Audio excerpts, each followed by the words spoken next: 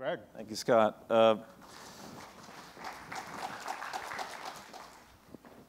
Scott makes the case that one of the drivers of shareholder value in the next 5 years will be Gen Y consumption, or your ability to tap into that consumption. He also made the case that it would be in China or in Asia. I believe that the other driver of shareholder value in the next 5 years for big companies, for marketers, will be the percentage of revenue derived online. So the amount of demand you can generate using digital platforms. And in doing that, or trying to do that, we all have a big problem. So here's the bad news of the presentation. Your audience is not nearly big enough. So most of you today think about your web marketing in this context probably. I've added a little bit of Facebook and retargeting and search, but I would argue that your audience online the next 5 years has to be huge. Probably 5 or 10 times the size of your current audience in the next 5 years. Something like that. It could be as much as 20 times your current audience size. I'm not Gen Y, and one way we can tell that is here's what comes into my house via mail.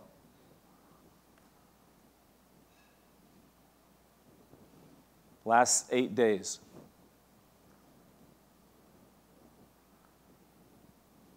That's Bella, the black lab. Here's what we've been hearing. You've heard a lot of this already.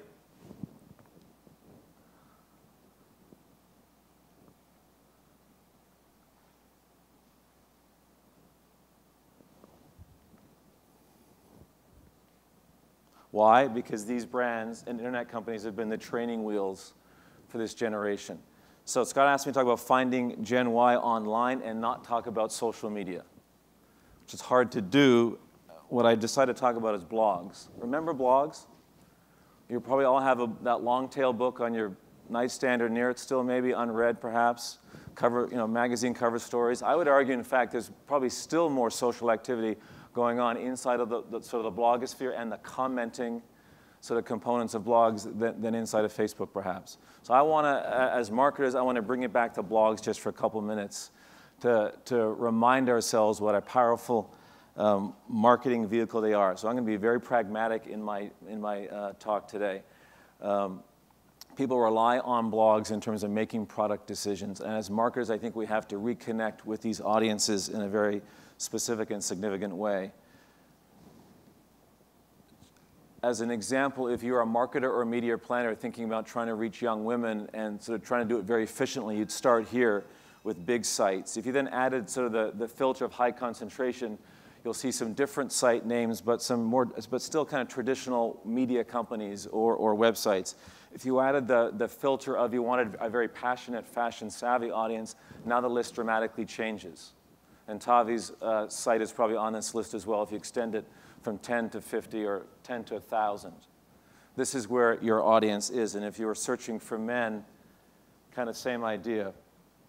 As many to concentrated, and now think about tech-savvy and influential men, and the list of sites where you should have presence changes dramatically.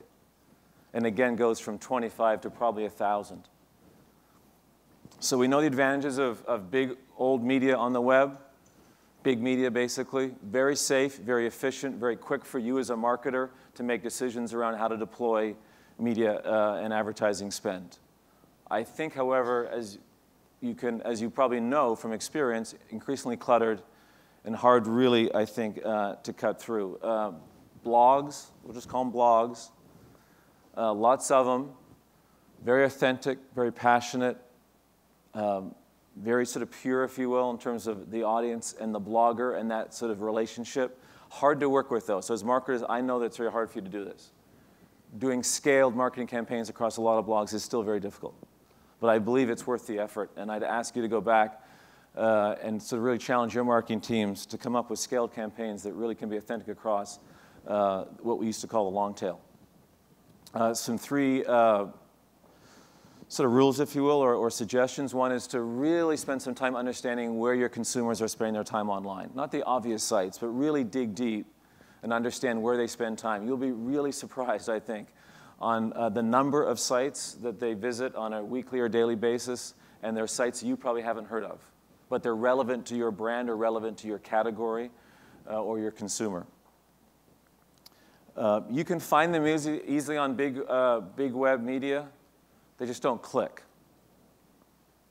And I don't think they care that they see you there. In the research that we do, Gen Y consumers told us they don't care to see your brand in what they would consider mass sites. It's not relevant to them at that point in time. And I think that's in part for Gen Y in particular why click-through rates are so low on traditional ad units. I also think we will all need a new marketing dashboard in the next few years. From impressions to cookies, or uniques to cookies rather, from not just fans and followers. I think we're all running around now sort of acquiring fans and followers, perhaps not sure what they're worth. Are they worth $3.60 or $1 or $5? I think we're going to really think about this as not just acquiring them, but using them, obviously, as advocates. And as it relates to blogs, I think we think about them traditionally, in terms of prestige brands, as a PR effort. We want to sort of rent space once in a while through a product launch or a sort of a episodic outreach. And I think we need to think about leasing space on blogs in a sustained way and really sort of participate in what Gen Y is doing with this media. Lots of examples now. There were less a couple of years ago. Lots of examples now of brands with their agencies figuring out really integrated and interesting campaigns that are anchored around blog communities. I have 4 questions for you. The first is your content worth sharing? I believe your ads, of course, are like content. And if Gen Y don't share or comment, they don't care. And there are now great tools like Tony showed us, including Chartbeat, that can allow us real time to really understand, are people caring enough? The second question I'd ask you to ask your teams is, are you making them come back to your own website? And if you are, you shouldn't. Right? We really need to take our brands as prestige marketers out to where our consumers are and not be lazy and force the consumer to do the work to come back to your.com. That's the brand being lazy. If the blogger wants you to pay for placement, you probably haven't done enough. So I think sort of a nice filter, it's a very high bar, I would admit. But if the blogger wants you to pay, then they basically think you're an advertiser, not a participant in their community. And then finally, do you have the right media partners? And again, I would suggest probably not. And this would be the homework assignment, which is, can you come up quickly with the list of the 25 blogs that you should care about? And then once you've done that, go to 250. And once you've done that, go to 1,000. Then if you can fill this out, I think you're in great shape. So I got very tactical for 7 minutes. I had 16 minutes last time. I'm getting cut down. I think I'll be at 4 by the fall. But I didn't want to talk about Twitter or Facebook. Thanks.